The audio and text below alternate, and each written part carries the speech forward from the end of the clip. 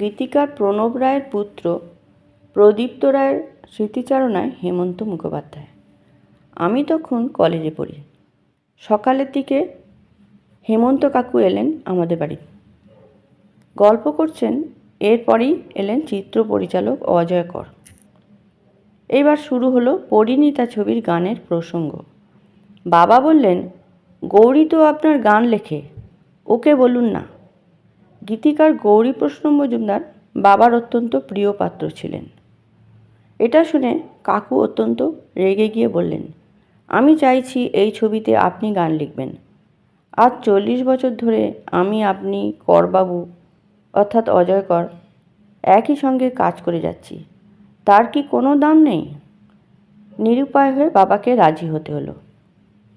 অদ্ভুতভাবে ওইখানে বসে 1 ঘন্টার মধ্যে বাবা 4টে গান লিখলেন ও কাকু সুর করে ফেললেন।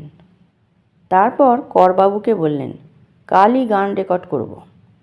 সব হয়ে গেল। ছবিটাও হিট। তবে সবচেয়ে হিট হলো ছবির গান লাজে রাঙা হলো কোণে বউগো। এর বেশ কিছুদিন বাদে আবার কাকু এসে বাবাকে বললেন, দেখলেন তো রেজাল্টটা, আমার কথা শুনবেন। বাবা তখন হাসলেন। এর কিছুদিন বাদে হেমন্ত কাকু দত্তা ছবির কাজ করছিলেন বাবার সঙ্গে। গান লেখা ও সুর হয়ে রেকর্ডিংও হয়ে গেল। আরও একটা গান দেওয়ার কথা পরিচালক অজয় কর বললেন। গীতিকার সুরকার দুজনেই রাজি, কিন্তু ওপরওয়ালা রাজি ছিলেন না। বাবা চলে গেলেন। সেই জায়গায় একটা রবীন্দ্রসঙ্গীত জুড়ে দিলেন হেমন্ত কাকু। অদ্ভুতভাবে বাবার শেষ লেখা গান ভোলা ময়রা ছবিতে গেয়েছিলেন হেমন্ত কাকু, আর শেষ ছবিও হেমন্ত কাকুর সঙ্গে দত্তা।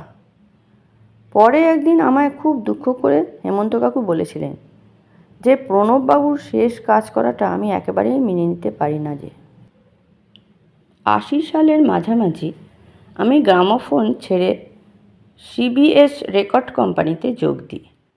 আমেরিকান কোম্পানি, বম্বেতে হেড অফিস।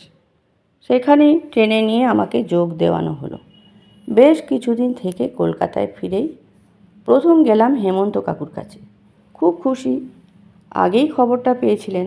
আমি তাকে একটি অ্যালবাম করাবার প্রস্তাব দিতেই বললেন, এখন আর এই অবস্থায় ভালো কিছু করা সম্ভব নয়। অনেক কথা তর্কাতর্কির পর আমি বললাম, কিন্তু শিল্পী কই যে কাজ করবে? একটু হেসে বললেন, এই জানলা দিয়ে একটা ঢিল ছোঁড়, যার গায়ে লাগবে দেখবি সেই শিল্পী। আজ এই উক্তিটাও সত্যি হয়ে গেল। তবে তিনি কিছুদিন বাদে আমাকে অনেক ক্যাসেট দিয়েছিলেন, তার লাইভ রেকর্ডিংয়ের, তার এক ভক্তের কাছ থেকে নিয়ে। সেই ক্যাসেটগুলি থেকে গান নিয়ে আমি আজও সুন্দর সুন্দর অ্যালবাম বের করে চলেছি। এইবার একটা ঘটনা বলে শেষ করব। মানুষ হেমন্ত মুখোপাধ্যায় সম্পর্কে। বহু বছর ধরে লুকিয়ে রেখেছিলাম, কাউকে বলতে কাকু মানা করেছিলেন বলে, বিশ্বাসের অমর্যাদা হবে বলে। কিন্তু আজ তিনি নেই। তার এই মুহূর্তের দিকটা সর্বসম্মুখে আসা প্রয়োজন, তাই লিখছি। তিনি নিয়মিত কিছু দুস্থ শিল্পী কলাকুশলীকে প্রতি মাসে খামে ভরে টাকা পাঠাতেন, আর সেই খামগুলির ওপর সেই সব মানুষের নাম লিখতে হতো আমাকে। কেন? কাকুর হাতের লেখা দেখে যদি কেউ বুঝে যায় যে তিনিই পাঠাচ্ছেন, তাই আমার হাতের লেখায় সেই খামগুলি প্রাপকদের হাতে পৌঁছতো। এই নিজেকে লুকিয়ে রেখে নিঃস্বার্থভাবে পরোপকার আর কাউকেই আমি জীবনে করতে দেখিনি। বহু বহু স্মৃতি ভিড় করে আসছে তার সম্বন্ধে, কিন্তু অভাব সময় ও স্থানের। আমাকে তিনি যা দিয়েছেন অর্থাৎ শিখিয়েছেন জীবনে, তাই পাথেয় করেই চলেছি এখনও। চলার চেষ্টাও করব শেষ দিন পর্যন্ত। আজ পর্যন্ত বহু জনপ্রিয় শিল্পীর সঙ্গে পরিচিত হয়েছি ও কাজ করার সৌভাগ্য আমার হয়েছে। তবে শিল্পী শুধু নয়, মানুষ হেমন্ত মুখোপাধ্যায় আমার জীবনের দেখা শ্রেষ্ঠ মানুষ।